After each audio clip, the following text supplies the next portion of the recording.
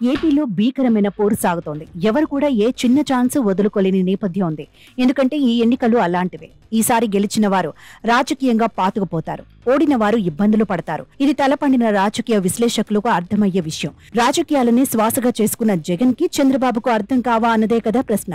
దాంతోనే ఇద్దరూ మోహరించి మరీ రాజకీయ కురుక్షేత్రానికి తెరలేపారు. పోలింగ్ ఘట్టం ముగిసింది. కొద్ది గంటలలో కౌంటింగ్ కి తెరలేవనుంది. ఈ కీలకమైన టైంలో ఏపీ రాజకీయ జాతకాలను తిప్పేస్తోంది ఇద్దరు. ఇలా జూన్ నెల ఎంట్రీ ఇస్తూనే ఎగ్జిట్ పోల్స్ వచ్చాయి. ఈసారి పదుల సంఖ్యలో వచ్చాయి, వెల్లువలా వచ్చాయి. పుట్టగొడుగుల మాదిరిగా ప్రతి సంస్థ సర్వేలు చేసి వదిలేసింది. ఇందులో ఏది ప్రామాణికమో ఏది ప్రతిష్టాత్మకమో కూడా తెలియని అయోమయం ఏర్పడింది. అయితే అందరి చూపు మాత్రం ఆరా సంస్థ మస్తాన్ మీదనే ఉంది. ఆయన తేల్చి చెప్పేశారు, వైసీపీదే మరోసారి అధికారమని. అంతే, అక్కడి నుంచి రాజకీయ రచ్చ స్టార్ట్ అయింది. దేశంలో దిగ్గజ సంస్థలు ఇచ్చిన సర్వేలను సైతం పక్కన పెట్టి మరి ఆరా మస్తాన్ సర్వే మీద సోషల్ మీడియాలో అతిపెద్ద వార్ సాగుతోంది. టీడీపీ నేత బుద్ధ వెంకన్న లాంటి వారైతే కూటమి అధికారంలోకి రాకపోతే నాలిక తెగ్గోసుకుంటాను అని సవాల్ చేశారు. అంటే అంతలా ఆరా మస్తాన్ సర్వే టీడీపీలో కుదుపు పుట్టించింది అన్నమాట. ఇంకోవైపు చూస్తే వరుస పెట్టి యూట్యూబ్ ఛానల్స్ ఆరా మస్తాన్ని ఇంటర్వ్యూ చేస్తున్నాయి. ఆయన తన సర్వే 100% నిజమని, తప్పైతే మీడియాకే ముఖం చూపించును అని పెను సవాల్ చేస్తున్నారు. ఎందుకు కంగారు, 2 రోజులు మాత్రమే కదా, నా సర్వే ఫలితాలు ఎలా వస్తాయో చూడండి అని ఆయన మరింత గట్టిగా చెబుతున్నారు. దీంతో టీడీపీతో పాటు వైసీపీలోనూ ఆందోళన పెరుగుతోంది. ఎందుకంటే వైసీపీలో పలువురు కీలక నేతల ఓటమిని మస్తాన్ రాసేశారు. దాంతో వారు కలవరపడుతున్నారు. ఇక Mastan versus TDP social media అన్నట్లుగా ఉన్న సీన్ ను మార్చేసి జ్యోతిష్య సెలబ్రిటీ వేణుస్వామి రంగప్రవేశం చేశారు.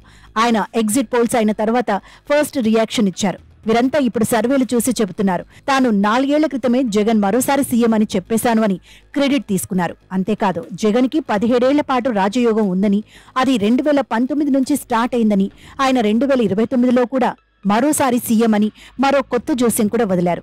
అసలే 2024లో ఎవరిది అధికారం అని అంతా ఉగ్గబట్టి చూస్తున్న వేళ 2029లో సీఎం సీటుకు కూడా వేణుస్వామి జగన్ కి రిజర్వ్ చేసి కచ్చిఫ్ వేసేశారు. వేణుస్వామికి వైసీపీ నుంచి రాజ్యసభ సీటు లభించే అవకాశాలుంటాయని చెబుతున్నారు.